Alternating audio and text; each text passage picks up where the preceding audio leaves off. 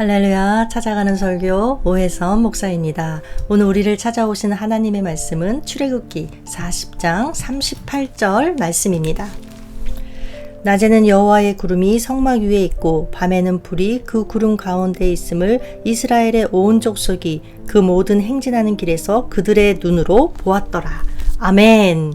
하나님의 말씀이었습니다. 말씀만이 내 길에 빛이 되고 내 발에 등이 될 줄로 주 안에서 소망하고 확신합니다. 신앙생활에는 두 부류의 사람이 있습니다. 하나는 나 중심의 신앙생활이고 또 하나는 하나님 중심의 신앙생활입니다.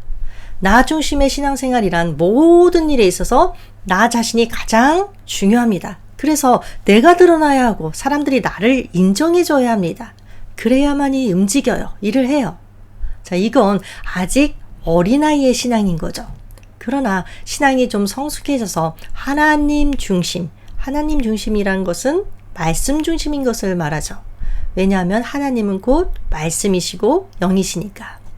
하나님 중심의 신앙이 되면 나 자신의 감정이나 생각이 그다지 중요하지 않습니다. 왜냐하면 말씀이 모든 일의 기준이 되니까.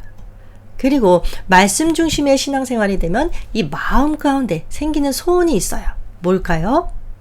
하나님 앞에 쓰임받고 싶다라는 열망입니다. 그렇다면 여러분, 하나님은 누구나 쓰실까요? 우리가 보통 하나님은 누구나 쓰신다라고 말할 때 다양한 형편과 처지에 있는 자들을 쓰신다는 것이지 누구든지 쓰신다는 것은 아닐 것입니다. 이 손가락 하나 까딱 안 하고 게으른데 하나님 쓰실 수 있을까요? 자, 그렇다고 해서 인간의 열심으로 된다는 것은 결코 아닙니다. 그러나 하나님이 역사하신다, 하나님이 나를 쓰신다라는 배경에는 나의 헌신, 애씀, 인내 이런 것들이 있어야 가능한 것이지 입으로만, 말로만 되는 것이 아니라는 거예요. 그렇다면 하나님 앞에 크게 쓰임받았던 모세의 그 쓰임 이면에는 어떤 일들이 있었을까? 자, 이제 3,500년 전으로 돌아가서 내가 3,500년 전에 모세다라고 상상하고 말씀을 들어볼게요. 모세는 지금 홍해의 놀라운 기적을 경험하고 광야에 서 있습니다. 혼자가 아닌 수많은 이스라엘 백성들을 이끌고 광야에 덩그러니 서 있습니다. 광야에는 나무도 없고 그늘도 없어서 낮에는 이 숨을 쉴 수 없을 만큼 무덥고 밤에는 추워서 견디기 힘든 곳입니다. 게다가 언제 들짐승의 공격이 가해질지 모르는 위험한 곳이죠. 이런 상황에 있는 모세, 당장 백성들을 돌보고 지켜줘야 할 지도자로서 가슴에 돌덩어리가 하나 탁 박혀있는 것처럼 무거울 것입니다. 그런데 이러한 상황보다 더 기가 막힌 것이 있었어요. 그게 뭐냐 하면 가야 할 길을 모른다는 것입니다. 약속의 땅인 하나님께서 약속해 주신 가나안으로 백성들을 이끌고 가야 하는데 광야에는 길이 없죠. 그래서 어디로 가야 할지조차 모른다는 것입니다. 이스라엘 백성들은 광야에서의 첫날 홍해의 기적을 체험한 그 기쁨에 하나님께서 함께해 주시고 지켜주신다 라는 놀라운 확신이 있었을 것입니다. 그러나 다음 날은 아무리 걸어도 물 한 방울 없는 광야길이 계속되었어요. 3일째 되는 날 백성들은 무서운 공포감에 휩싸이게 됩니다. 결국 모세를 원망해요. 원망하는 백성들 때문에 모세는 얼마나 힘들었는지 하나님 앞에 이렇게 부르짖죠. 어찌 이 어려운 짐을 저 혼자 지라고 하시나이까? 이 백성을 내가 잉태하였나이까? 모세는 기후도 악조건이고 길도 모르고 이런 여러 가지 환경적인 여건들이 힘들었지만 그러나 더 힘든 것은 사실상 무엇이었느냐? 사람들이었어요.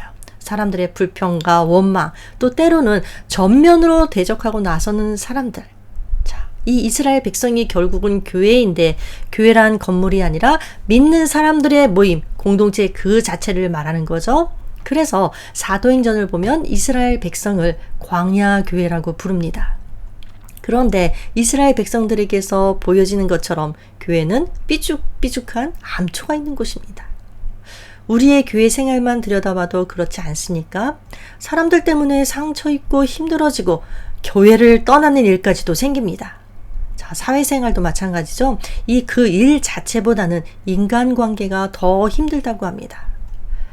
모세도 마찬가지로 외부적인 환경적인 요인, 즉 기후가 악조건이라든가 가야 할 길을 모른다거나 위험하다던가 이런 것들 때문에 힘들었지만, 그러나 더 힘든 것은 사람들, 불평하고 원망하고 대적하는 사람들 때문에 더 힘들었습니다. 그런데 정작 모세에게 있어서 이보다 더 어려웠던 것, 힘들었던 것이 있었습니다. 무엇일까요? 환경이나 사람과 같은 외부적인 요소가 아니라 내부, 자기 자신의 내면의 문제였습니다. 자, 내면의 문제라는 것은 자기 자신의 연약함을 말합니다. 언뜻 보기에 모세는 훈련도 많이 받은 자이고 또 많이 배운 자입니다. 그러나 막판에 자기 자신을 이기지 못하는 연약함을 보이고 말았습니다. 그 내용인즉 이렇습니다. 광야 생활이 끝나갈 무렵에 이스라엘 백성은 거의 모든 9세대가 죽었습니다. 그리고 그들의 자손들이 남아서 약속의 땅에 들어갈 준비를 하고 있었습니다. 그런데 또 물이 없자 이들이 어떻게 하나요? 여전히 모세와 다툽니다. 그들이 말하죠. 우리 형제들이 여호와 앞에서 죽을 때 우리도 죽었다면 좋을 뻔하였도다.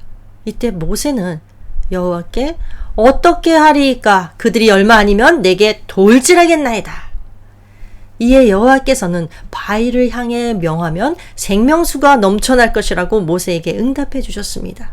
그런데 문제는 응답을 받았음에도 불구하고 모세는 끝내 화가 풀리지 않았다는 것입니다. 40년 동안 이끌고 왔건만 변하지 않고 여전히 불평하는 그들. 그래서 모세는 이 마음을 지키지 못하고 혈기를 부리면서 바위를 쳐요. 내가 너희를 위해 물을 내랴. 물은 터져 나왔습니다. 그것도 펑펑 터져 나왔습니다. 사역의 관점에서 본다면 대성공입니다. 하나님의 능력이 드러났잖아요. 그러나 신명기 32장 51절에서 하나님은 말씀하세요. 너는 내게 범죄하였다. 너는 가나안에 들어가지 못하리라. 결국 모세를 보면 광야라는 환경적인 여건도 힘들고 또 사람들 때문에, 즉 인간관계 때문에 힘들었지만 가장 심각한 문제는 무엇이냐? 내면의 연약함이라는 것을 알 수 있습니다. 잠언 4장 23절을 보면 이런 말씀이 있죠. 무릇 지킬 만한 것보다 더욱 내 마음을 지키라. 생명의 근원이 이에서 남이니라. 이 마음을 지키는 것이 생명의 근원이라고 합니다. 그래서 내 감정을, 내 생각을 다스리지 못하면 스스로가 불행을 불러들이는 것과 똑같습니다. 하나님을 대면해서 이야기를 나눌 만큼의 영성을 가진 모세였지만 자신의 마음을 지키지 못함으로써 하나님께서는 너는 내게 범죄하였다. 여러분, 우리의 인생길 어떻습니까? 모세의 상황과 별반 다르지 않을 것입니다. 강야에 있는 듯 어디로 가야 할지, 어떻게 해야 할지 모르는 것이 너무 많고, 그래서 갑갑하고 힘듭니다. 또 나를 오해하고 모함하고 괴롭히는 사람들 때문에 고통스럽습니다. 또한 배신하고 속이고 거짓으로 나를 대하는 사람들 때문에 인생이 서글프고 분하고 억울하기도 합니다. 자, 그런데 이런 것들은 다 내 외부적인, 바깥에 있는 요인 때문에 힘들어지는 거죠. 그런데 만약 이런 감정들이 끊어지지 않고 지속되면서 나를 괴롭힌다. 그러면 이때 결국 발견되는 것은 무엇이냐? 나 자신의 연약함이라는 것입니다. 결국 내가 나 자신을 이기지 못하기 때문에 힘든 거죠. 아마도 모세는 자신이 이스라엘 백성들을 이끌고 광야 생활을 했다는 생각이 부분적으로 있었던 모양입니다. 그래서 변하지 않는 백성들의 모습에 스스로를 이기지 못하고 혈기가 올라와 버렸습니다. 그러나 여러분, 이스라엘 백성을 정말로 인도했던 분, 모세 자신일까요? 하나님이실까요? 당연히 하나님이시죠. 광야 생활 내내 변하지 않았던 것 무엇이죠? 불기둥과 구름기둥이 그 증거입니다. 이스라엘 백성들은 이 육신의 눈으로 불기둥과 구름기둥을 보면서 하나님이 함께 하신다는 것을 알았죠. 자, 하나님께서는 이 불기둥과 구름기둥으로 이스라엘 백성들을 인도하셨고 보호하셨어요. 또한 하나님 자신을 계시해서 보이기도 하셨고 때로는 책망하시거나 심판도 하셨어요. 자, 그 내용을 하나씩 살펴볼게요. 출애굽기 13장 21절 22절 말씀 볼게요. 여호와께서 그들 앞에서 가시며 낮에는 구름 기둥으로 그들의 길을 인도하시고 밤에는 불 기둥으로 그들에게 비추사 낮이나 밤이나 진행하게 하시니 낮에는 구름 기둥 밤에는 불 기둥이 백성 앞에서 떠나지 아니하니라. 자, 여호와께서는 이스라엘 백성들을 인도하실 때 막연하게 인도하신 것이 아니었어요. 이 눈에 보이는, 직접 이 눈으로 보이는 구름 기둥, 불 기둥을 백성들 앞에 먼저 진행하게 하셔서 그들을 인도하셨어요. 그리고 그들을 보호하고자 하셨을 때 어떻게 하셨죠? 이 구름 기둥이 이스라엘 백성 뒤로 이동해요. 자, 홍해를 건널 때였죠. 구름 기둥이 이스라엘 진영 뒤로 이렇게 이동함으로써 뒤쫓아오는 애국 군대로부터 이스라엘 백성을 보호하셨어요.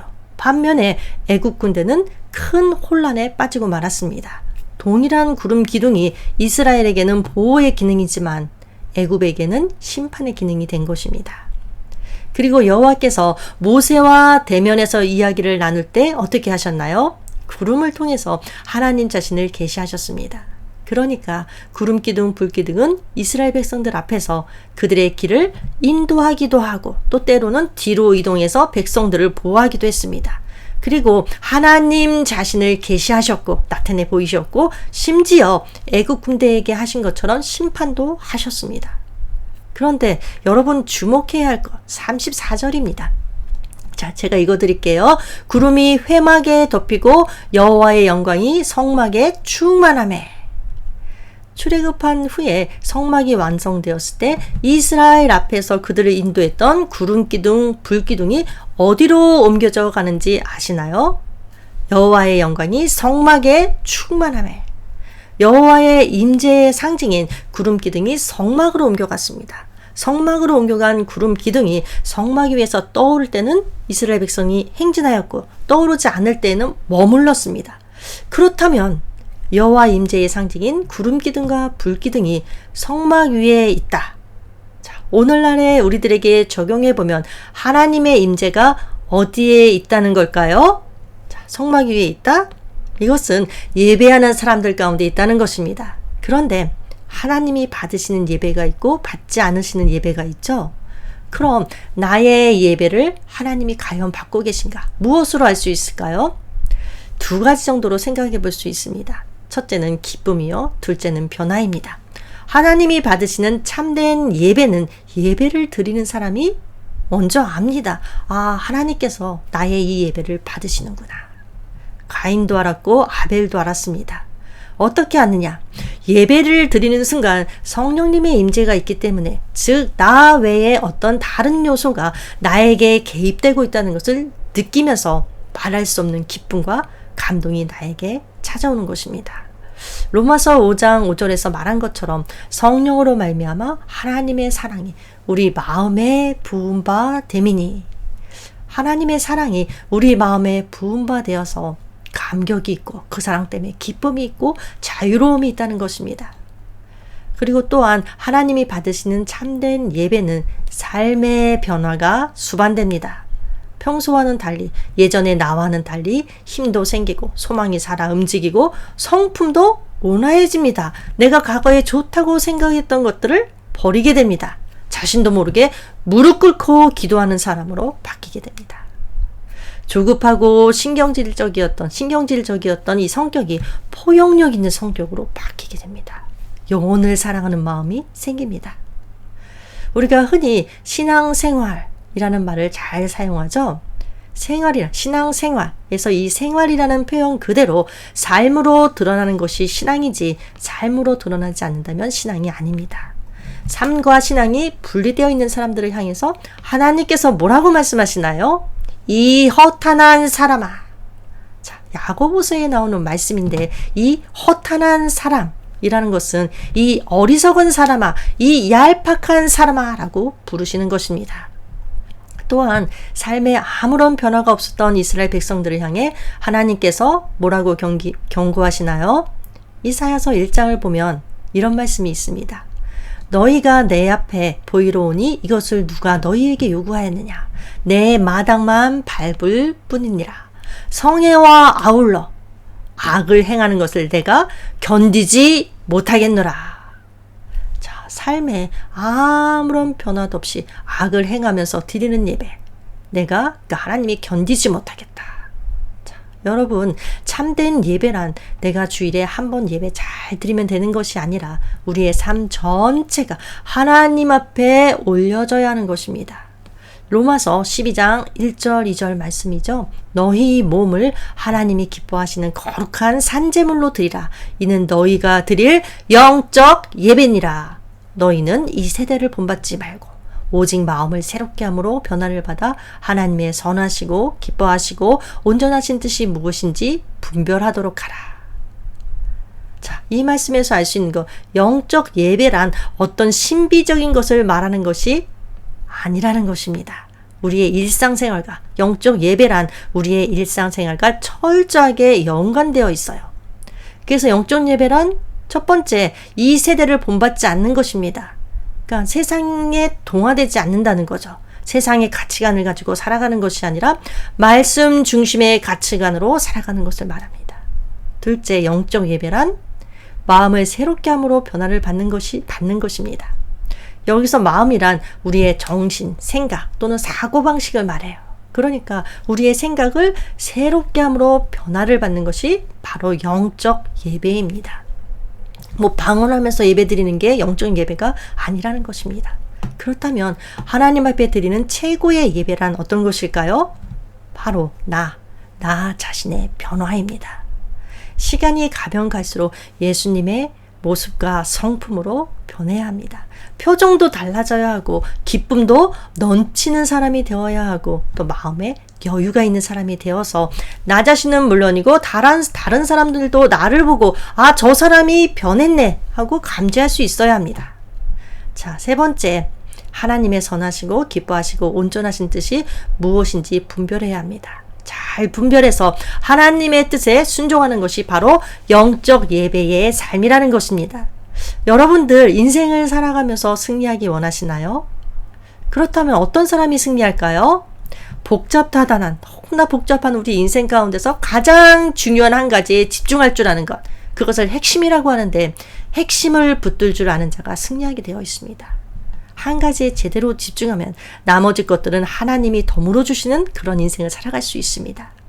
우리 일상의 삶이 하나님께서 기뻐 받으신 예배가 된다면, 그러니까 주일 예배 딱 한 번 드리는 것, 그 예배가 아니라 우리 일상의 삶이 하나님께서 기뻐 받으시는 예배가 된다면 나는 비록 연약할지라도 주님은 나의 인생길을 인도하실 것입니다. 비록 나를 방해하고 적대하시는 세력이 있다 할지라도 나를 보호해 주실 것입니다.